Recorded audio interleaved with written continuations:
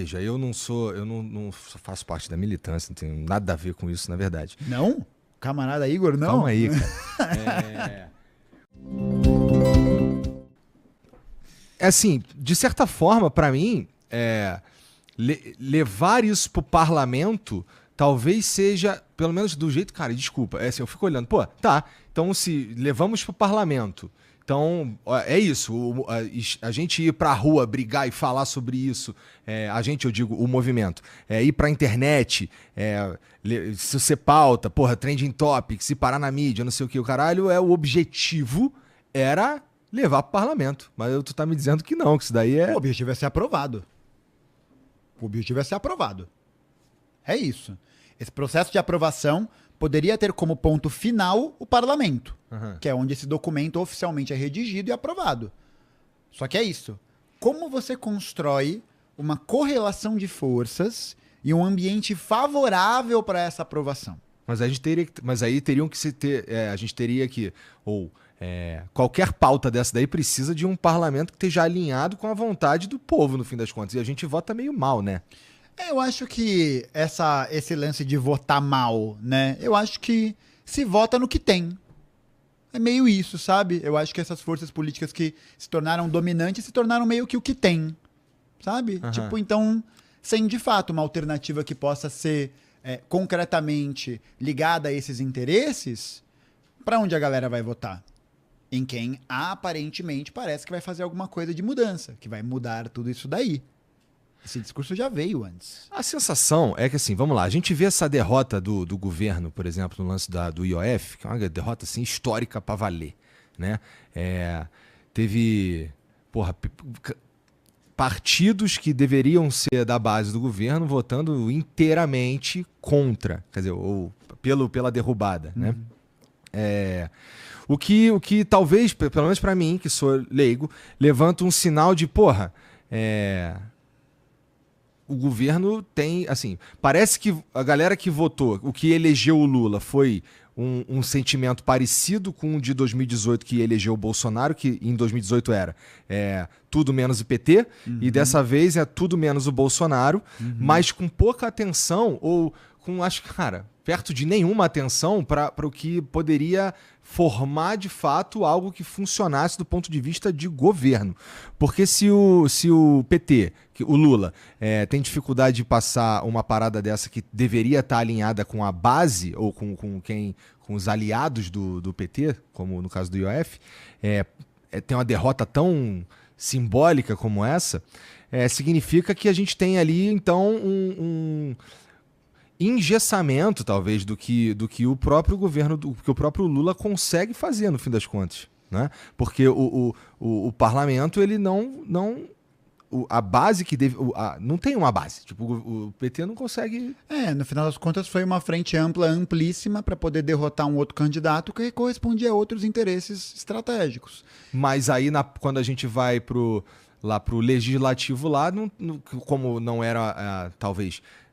tão no foco assim, não era tão claramente, talvez, Lula versus Bolsonaro, votou-se meio de um jeito que formou-se um parlamento que agora que não é meio a grande maioria de direita. Sem forma. Não sei se é a grande maioria de direita. É assim, eu acho que a gente poderia dizer que a grande maioria das pessoas que estão presentes lá defendem determinados interesses que também lhes cabe. Tá. E aí, a grande maioria do parlamento é um parlamento que se alinha ao conservadorismo, que se alinha a uma defesa, por exemplo, da ampliação da estrutura do agronegócio no Brasil, que defende a ampliação das estruturas de desenvolvimento do capitalismo dependente brasileiro, né? Que está preocupado ali com seus interesses privados, enquanto membros da classe dominante, enquanto empresários, enquanto latifundiários, porque é isso, né? Para além de serem homens do Estado, eles também são homens que têm os seus ofícios, né? Eles têm as suas profissões, seus interesses particulares, assim. Então, acho que a grande maioria, hoje, do parlamento é composta por esses grupos. E esses grupos têm um poder histórico e político muito grande. Esse que é o lance. É esperar, de alguma maneira, que o parlamento pudesse ser algum tipo de farol de iluminação para o Brasil. E a gente olha para a história do Brasil e não é bem assim. O parlamento brasileiro nunca foi de esquerda. Nunca foi de esquerda. Nunca. Não teve... lá em 1930 e bolinha. Não, nunca aconteceu. Esse processo de organização da classe, né, dos trabalhadores, dos operários, dos camponeses, de todas as pessoas envolvidas na base do processo social, ela veio quase sempre a partir de movimentos independentes politicamente. Então, tipo, até, por exemplo, né, você vê que o bagulho é estruturado para você não romper com esses interesses. Por isso que é muito difícil alguém conseguir, por exemplo, se eleger no parlamento sendo de esquerda radical. Quais são as barreiras para poder fazer a criação de um partido, para conseguir financiamento, propaganda eleitoral? Existem vários mecanismos que vão impedir isso, justamente para poder impedir que essas outras ideias possam circular. E aí, é claro, se as pessoas não acessam essas outras ideias que não circulam, elas vão votar nessas ideias que estão hegemonicamente circulando, ou circulando na sua grande maioria. E tudo que não é esquerda radical não serve. Tudo que não é esquerda radical não serve? Eu acho que o grande problema é que não é uma questão de servir ou não servir. Eu acho que é uma questão de entender que são diferentes interesses que estão em jogo. Objetivamente é isso. O projeto liberal conservador que membros do PL, do PSD, do União Brasil, etc., tem, é um tipo de projeto que é um projeto guiado por interesses que prejudicam objetivamente o povo trabalhador brasileiro, em termos de piora das suas condições de vida, das suas condições de trabalho, da soberania e da autonomia energética do Brasil, por exemplo, de todos esses setores que a gente considera que são estratégicos. Então não é só um negócio que não serve porque eu acho que não serve, tá ligado?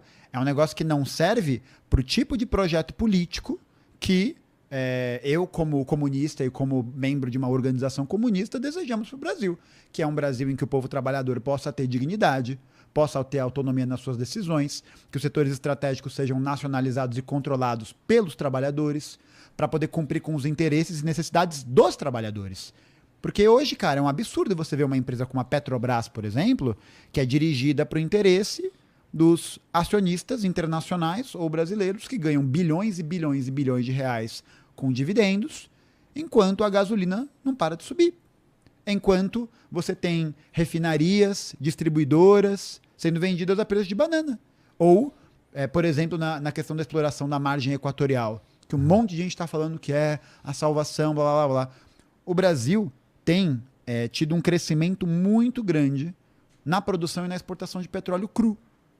Então, se a gente não tem distribuidora, refinadora, etc., para onde que vai esse petróleo? Esse petróleo não vai ficar aqui. Ele não vai ser revertido para cá. Não. Então, são esses interesses que hoje dominam o parlamento e que uma parte da esquerda corrobora com, né, é leniente, corrobora, vota junto com, que são os interesses que eu sou contrário.